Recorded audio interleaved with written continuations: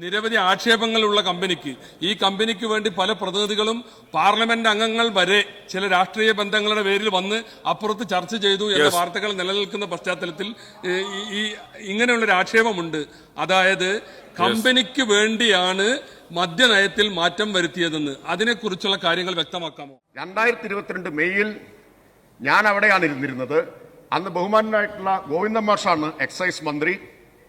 അദ്ദേഹം CPIMന്റെ സംസ്ഥാന സെക്രട്ടറി ആയത് അതും കഴിഞ്ഞ് 5 മാസം കഴിഞ്ഞിട്ടാണ്. അപ്പൊ ത്രികാലജ്ഞാനം വേണം. ഈ അദൃശ്യമായിട്ട് നീ വന്നിട്ടുണ്ടെങ്കിൽ തന്നെ അദൃശ്യമായിട്ട് വേണമല്ലോ വരാൻ. ഇവിടെ വന്നിട്ടില്ല.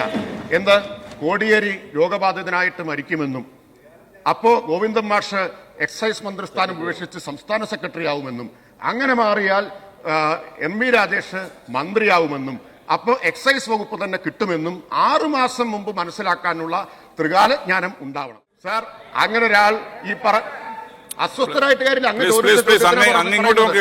ചോദിച്ചാൽ മറുപടി കിട്ടും. ചോദിച്ചാൽ മറുപടി കിട്ടിയിരിക്കും. മറുപടി കിട്ടാനല്ലേ ചോദ്യം. നല്ല മറുപടി കിട്ടിയിരിക്കും. ശ്രീ N. ഷംസുദ്ദീൻ, ഇവിടെ ഇതുമായി ബന്ധപ്പെട്ട് പാലക്കാട്ട് പ്രതിഷേധങ്ങൾ ഇല്ല എന്ന് പറയുന്നത് ശരിയല്ല സാർ, എല്ലാവരും കാണുന്നതല്ലേ.